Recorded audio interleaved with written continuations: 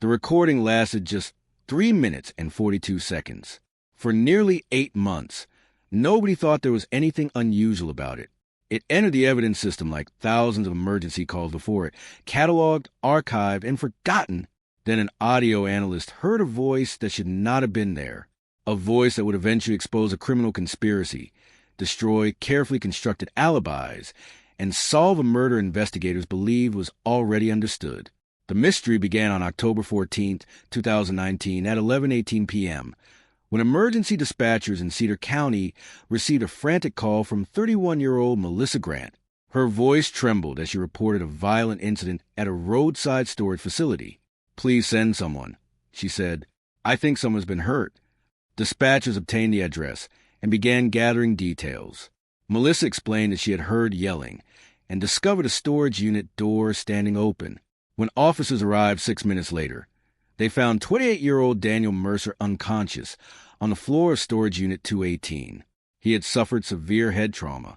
Blood stained the concrete near a metal shelving rack. Daniel was rushed to Cedar Regional Medical Center, but died hours later. Investigators initially treated the case as a robbery gone wrong. Daniel operated a small electronics resale business and had recently argued with former associate Kevin Rhodes over missing inventory and unpaid debts. Phone records documented repeated disputes.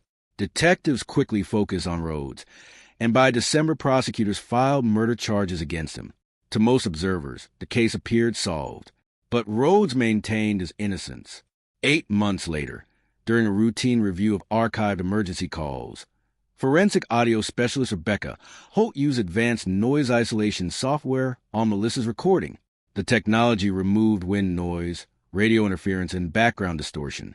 As the audio became clearer, something unexpected emerged. A second voice. Male, faint but unmistakable. Nobody had documented it. Nobody remembered hearing it. Yet it was there. The words lasted less than 2 seconds. "Check the blue container." Holt replayed the segment repeatedly. The statement immediately alarmed her because investigators had not discovered the significance of a blue shipping container behind the storage facility until weeks after Daniel's death. That container later yielded stolen inventory records and evidence linked to the crime. The information had never been publicly released. How could someone on the emergency call know about it? The recording underwent extensive authentication. State forensic laboratories examined the original files, metadata, compression patterns, and waveforms. Every test reached the same conclusion. The voice was genuine and present in the original recording. It had not been altered or inserted. The discovery forced investigators to reopen major portions of the case. Detectives re-examined the timeline and quickly found troubling inconsistencies. Melissa claimed she arrived alone, yet surveillance footage showed a brief gap in camera coverage near the storage units. A witness who originally reported seeing a vehicle leaving the property later admitted he had not actually seen the driver. Another witness changed key details about the timing of events. Then investigators uncovered a hidden connection between Daniel Mercer and a local logistics company. Financial records revealed large sums of money moving through shell accounts connected to stolen electronics. Daniel was no longer viewed simply as a victim of robbery. He appeared connected to a larger fraud operation. Audio experts enhanced the recording further and uncovered additional words surrounding the mysterious phrase. The complete statement now appeared to be, "Check the blue container." They moved everything. That changed everything. Who were they?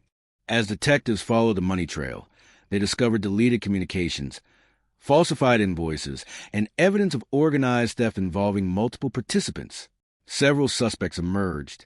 One employee had secretly transferred inventory. Another had financial ties to Daniel. A third had lied repeatedly during interviews. Each seemed capable of being the unknown voice. Yet every lead collapsed. Months later, a breakthrough came from an overlooked detail hidden inside the original emergency call. Analysts identified a faint metallic sound occurring seconds before the voice spoke. Acoustic testing revealed the sound matched a hands-free warehouse radio system used by logistics workers. Investigators obtained archived radio records and discovered an accidental transmission had occurred at the exact moment Melissa called emergency services. The mysterious voice belonged to a logistics supervisor named Eric Lawson. Lawson was not physically present beside Melissa. His radio transmission had unintentionally crossed into the emergency recording through nearby equipment. At the time, Lawson was speaking to co-conspirators involved in moving stolen inventory into the blue shipping container. He unknowingly described criminal activity, while Melissa's phone captured the transmission. Confronted with the evidence, Lawson confessed. The murder was not a robbery at all. Daniel Mercer had threatened to expose a theft and fraud network operating through multiple warehouses. When he attempted to leave the scheme, associates attacked him and staged the scene to resemble a failed transaction. Several arrests followed. Multiple participants received lengthy prison sentences. Kevin Rhodes was fully exonerated. For Daniel's family, justice arrived years later than expected.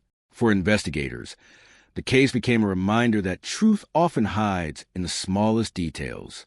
A voice nobody noticed, a sentence lasting less than 2 seconds, an accidental transmission buried beneath noise. In the end, the evidence had been there from the beginning, waiting for someone to listen closely enough to hear it.